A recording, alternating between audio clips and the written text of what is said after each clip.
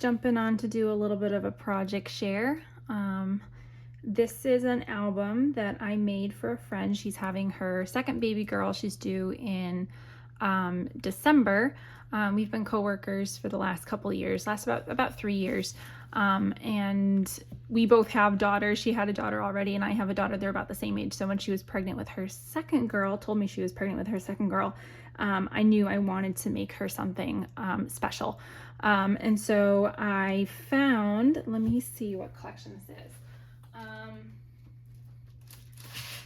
This is Dream Big Little Girl by, let me get in camera, Echo Park. Or is this Cartabella? No, this is Echo Park. I have loved their paper from day one. And then when I saw this one, to me, this just screamed baby girl. I don't think it's technically a baby girl album, or paper rather, but when I saw it, I was like, yep, this is the one for me. And I may actually even make my own daughter an album in this paper, because guess who never got around to actually making her baby album when she was born? That would be me. So anyway, let me walk you through this project that I made for her. It's not totally finished yet. I'm still waiting on a couple of supplies to come in. I need some of the solids that come with this kit. I thought I had ordered them the first time around, and then turns out I didn't.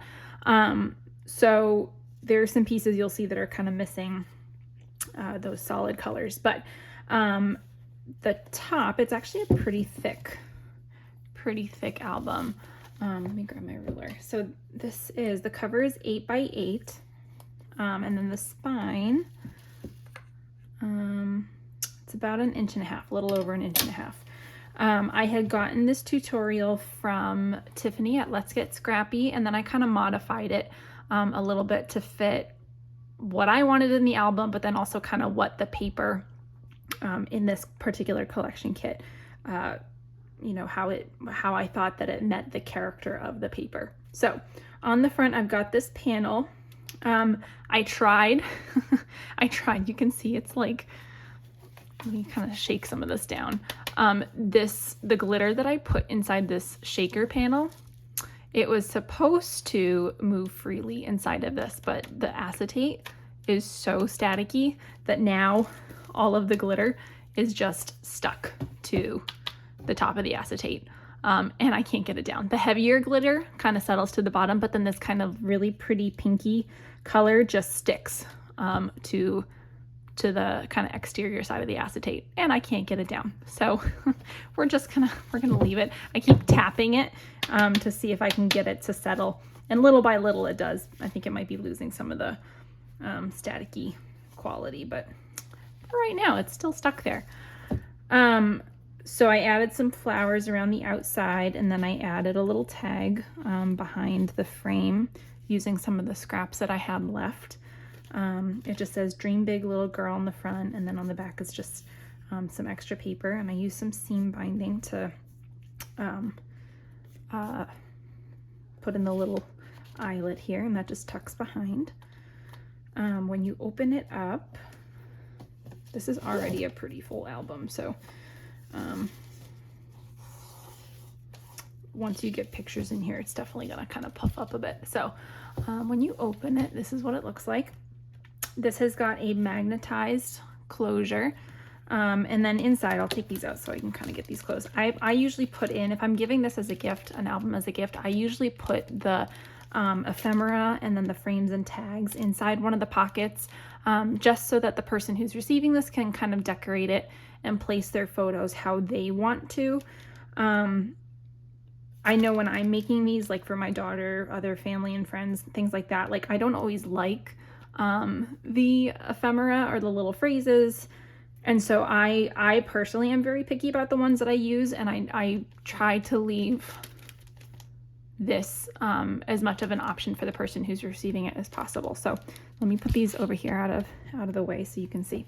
So let me scooch this down. So this on the front, it says, "Stay wild, little child." And then when you lift it up, it's magnetized. She says, "She is a ray of sunshine."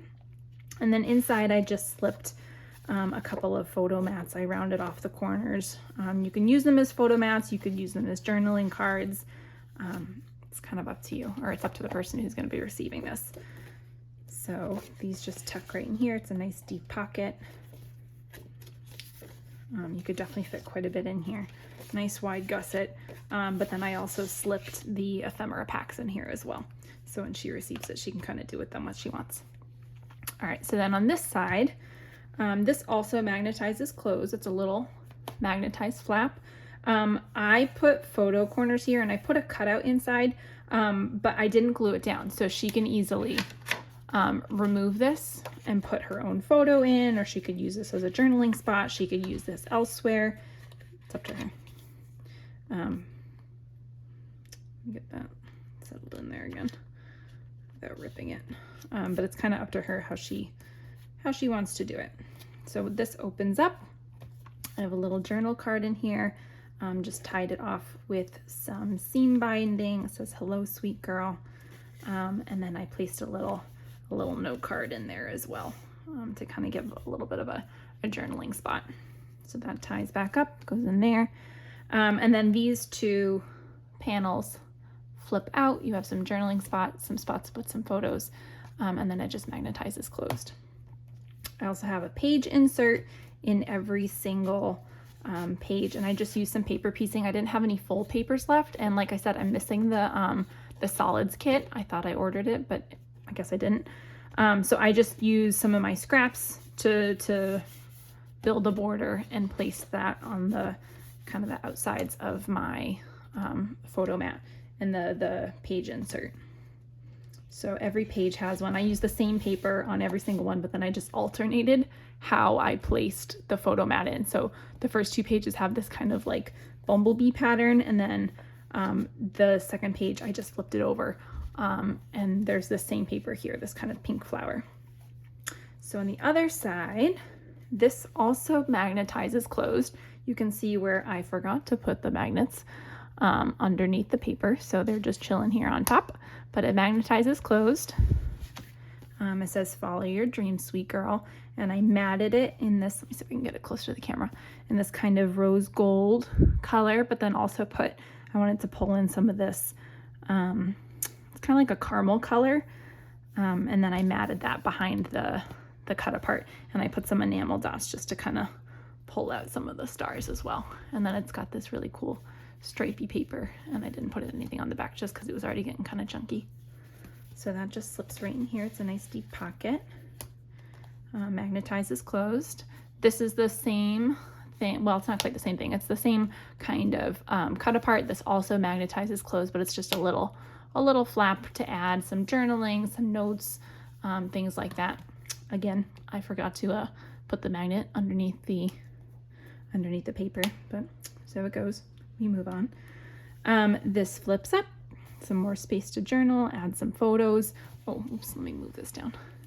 I really liked this paper. This is one of my favorites in the whole collection, just these little wall hangings. And they've got most of the cut apart designs on them, but I just really liked that combination of colors. Felt very baby girl to me. And then, like I said, here's our photo mat, but I just flipped it around so you can see, instead of starting on this side, I just started on that side instead. And it's got that kind of pink flowery paper. All right, so on this side, oh no, I crunched that down. Uh-oh. All right, I'll see if I can iron that out. Well, actually this one doesn't magnetize. This one just opens. Again, it's another space where I added the photo corner so she can take this out if she wants. This opens up, but then so does this. And then I tucked some cut aparts in here. These are just the 3x4 photo mats. This one says "Sweet as Honey," and then our little princess. And then on this side, this is a 3x4 or 4x3 rather photo mat. Slightly large on this side, but this one magnetizes down into this pocket as well. And then I just placed some, let me get this back in here. I just placed some photo mats, which I'll have to kind of smooth that one out, into this pocket as well. This one says "Dream big, little lady." This one is "She believed she could, so she did." which I thought was cute. So these go in here. This opens up, more space for photos, journaling, whatever you want to put.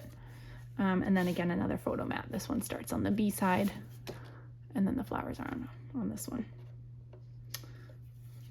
Ooh, let me get this back in here. So then the next page, this one does have a magnet, but I put a pocket here without thinking of the fact that it has a magnet. So now it doesn't exactly magnetize clothes, but that's okay. When you take out all of the goodies inside the pocket, it does. Now it sticks. But inside the pocket, I did put a couple more cut aparts. Always be a rainbow in the clouds. Just this really pretty floral on one side, butterflies on another. I matted this rainbow one. It's got a blank space for journaling or a photo. And then I've got a little photo booklet here. It says let's play all day, and I matted it in that same kind of rose gold color. And then these just tuck in here, or you could put them somewhere else. Even though this doesn't magnetize closed, it still, because of this pocket, it still keeps everything kind of tucked in here. So I'm not super concerned about it. And then this is the place where you can see where I'm missing the solids for this collection kit. I actually thought about just leaving it as is, but I think I'm gonna go back and order the solids so I can add them here. But this is just a waterfall. I used actually 110-pound cardstock for this one, just because in the past I've had waterfalls that once you add glue to them, they kind of warp a little bit. And I wanted these to stay nice and crisp. The only problem is that now they all kind of like flip up like that if they're not tied down. So on the back page, I added a couple of magnets just to keep them down, and I might cover those still, but I just, you know, you troubleshoot when you have to troubleshoot. That's all crimped. But yeah, that's it. That's our waterfall. That's the album. I'll tie this back up. And again, I just use seam binding to kind of secure this waterfall in place. And then the back page, I haven't put my logo on yet, but I just took all of my scraps. I had very few scraps left over. A couple of I got extra cut aparts for this collection. So the scraps that I do have left over are just the cut aparts that I didn't use. So I just took my scraps of the pattern paper and I created a honeycomb pattern on the back, kind of like how Carolina does from Carolina Scraps. I've really liked that look. And then on the front, or on the spine rather, I just added some of this green kind of leopard print paper. And yeah, that's it. I figured I would use some of my leftover scraps, make a little card, send it to her in the mail as her due date approaches. And yeah, that's about it. I hope you guys enjoyed this project share. I hope relatively soon I'll come back with another one. Maybe not this complex. This one took quite a while. For those of you who have young kids, you understand just how much time kids take for one, but then you know, completing any sort of craft like this as well is doesn't always happen when I want it to happen. So hopefully soon I'll come back with another one. But yeah, in the meantime, head on over to Tiffany from Let's Get Scrappy. This is her baby album tutorial if you want to see how to make this. See you soon.